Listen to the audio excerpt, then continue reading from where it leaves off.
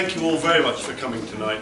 We're not going to keep you very long, but what I think we would like to emphasise about this evening is that what you have standing in front of you is two very different people from very different backgrounds, who happen to like each other quite a lot actually, but who have come to exactly the same conclusion on a really vital issue. And if you want to know what that issue is, it was summed up by the recent report that 2/3 of the primary school children in the United Kingdom schools, primary schools, who achieve level 5 do not get A's or A stars at GCSE. And that has to be, by anybody's standard, not just the biggest waste of natural resource you can imagine, but actually, genuinely, a scandal. And at that moment, I'll hand over to Ian. Genuinely a scandal, yeah, thank you for that.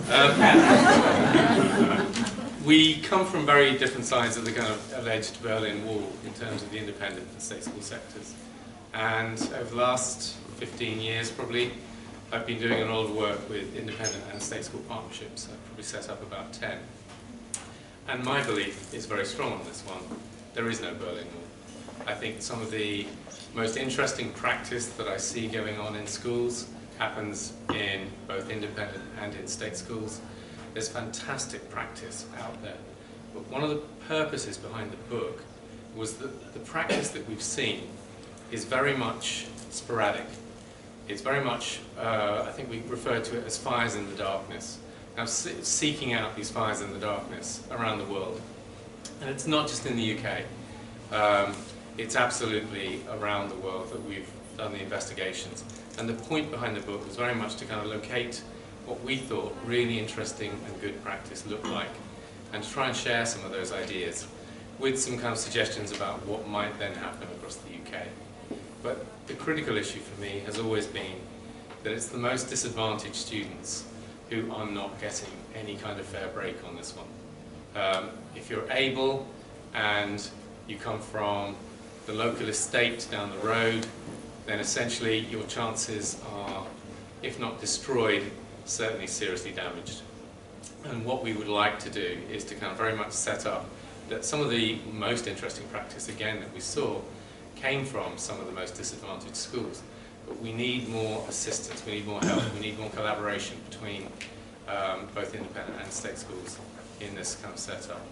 It's an equal opportunities agenda, profoundly an equal opportunities agenda. It's not an elitist one at all. And on elitist, back over to you, Martin. Yeah, thank you. Or should I call you Warwick? It is quite extraordinary that I view myself as the ultimate diva of an author. And I have to say, we've written 82,000 words between each other. I don't think we've actually had a single row. Quite extraordinary. And it's been huge fun, I have to say. I could rattle off a number of points which are the conclusions of the book, along the lines of the fact that, for example, educating your most able student doesn't actually cost you more money, it can actually cost you less. Facts that the able do not rise automatically to the top. And could I ask you here tonight to put yourselves in the mind of a 14-year-old boy, a very dangerous exercise at the best of times. Why should that 14-year-old want to be identified as clever? It's more hassle, it's more pressure on him. The girls don't like him because he's a geek. There's every single possible reason for that 14-year-old in his world to actually avoid identification. And what was all of the things I found on my world tour? An extraordinary number of children who were phenomenally and ferociously bright. And what were they using that intelligence for? To hide the fact they were bright from their children. And this idiotic idea that the brightest rise to the top. As a farmer friend of mine says, it's not just the cream that rises to the top.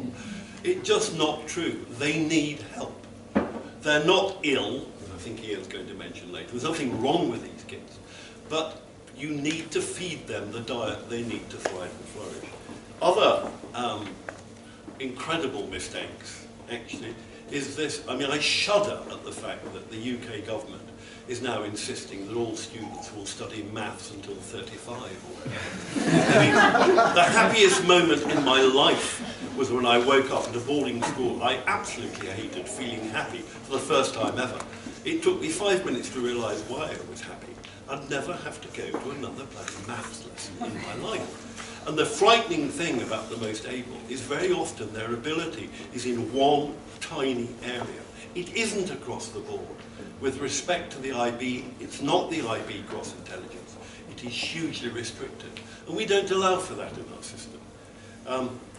There are umpteen other things. For instance, if any of you could actually bother to read the book after this, there is absolutely clear evidence in it that you can fast-lane children intellectually without damaging them any way emotionally. Now that is not theory, that is a fact, because there are institutions in the world, notably the Robinson Centre in the States, who do just that.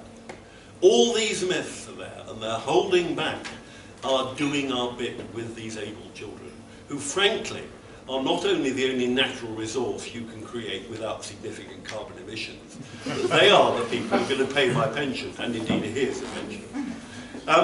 And what I find interesting here about this evening is we've got MPs from both parties, we've got ARC, we've got Southern Trust, we have an extraordinary non-Berlin Wall evening. And isn't this fascinating? This is one of the few topics on which left and right and all the rest of it can actually join together. We need to join together to fight the cause of our most able children. Yeah. I think that was a really good conclusion, actually. I don't think I would follow on from that. The last point I would make, Tom and I were just talking a bit earlier on about the likelihood of kind of disadvantaged students getting through to top universities. And one of the issues has to be that within many, many state schools, and there are exceptions, but within many, many state schools, one of the issues is that they just aren't challenged enough. They aren't given the kind of intellectual battering that they need. And there's a kind of safety-first approach. And I don't think research in this area has done anyone any favours.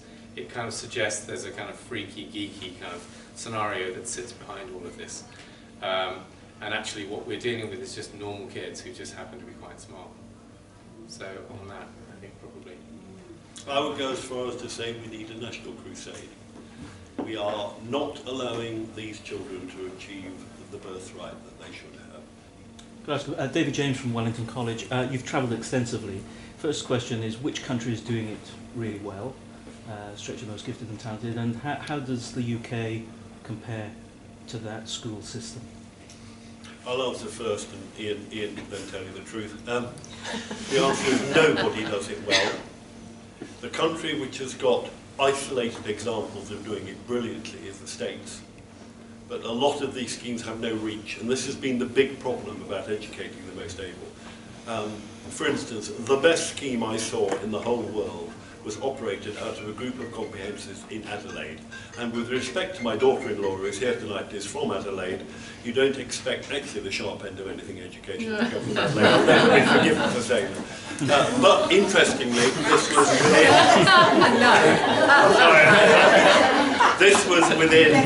this was within 10 schools, and every single person in that outstanding scheme believed that when the person who had founded it actually retired, the scheme would end. And the big problem is you've got individual schemes all over the world, but they're not joining up. It's like you've got hundreds of little engine rooms, but they're not contributing to the main propeller shaft. And the problem is that the gifted and learning world, with great respect to those here present, is very, very disunited. There are too many turf wars, there are too many individual egos, and actually they're not working together. Ian? I would probably argue that, sparing Stephen Thomas's blows, Hong Kong. I would say that the system over in Hong Kong is very open. All students are included. It's a very inclusive system. There is a very strong sense of equal opportunities, and then effectively it goes up in kind of a little set of increasingly difficult kind of challenges. And right at the very top, you have the Hong Kong Gifted Academy, which Stephen used to run. And basically, I think it's an exceptional system. It's a really interesting system. They've learned, what they've done is, in fact, they've gone around the world and they've asked experts to come along and to talk to them. And I remember the first time going out to Hong Kong, probably 10 years ago now, and talking through what I thought some of the things could happen with the Hong Kong Gifted Academy. That was about 5 or 6 years ago, wasn't it, Stephen? And I'm going out again on Saturday. What's interesting is that they take interesting ideas and they develop. And it doesn't matter to them where those ideas came from.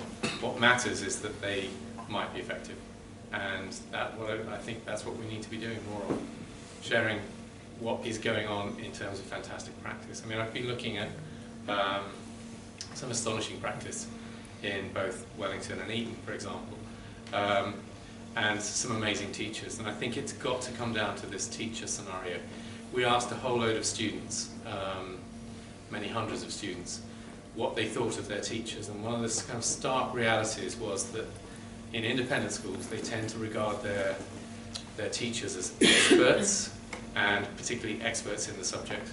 And in state education, on the whole, they were arguing that their teachers might be experts in the syllabus.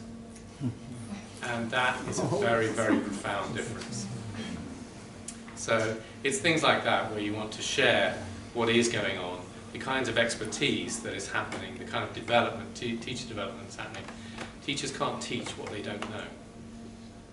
What I'd also add in is that the independent schools pride themselves on getting this right. Actually, there is probably more bad teaching at the most able in independent schools than there is in the state sector. The reason being is your really clever children are terribly easy to abuse. You can still stand up in front of those really clever children and lecture them in a way that hasn't been allowed in schools for years, because the clever children will basically go off and learn it all off on their own back from the textbook or from the internet. So what I think is crucial about our book is the independent sector has a huge amount it can show, but it doesn't have all the right on its side by any stretch. In other words, the independent sector can abuse bright children just as much as the maintained sector. Sorry, Chairman of HNC. Are there any other video questions? We're allowed to get off now. In which case, please, there's lots more wine. I don't think the Athenaeum has ever run out of wine. Thank you very much. Thank you.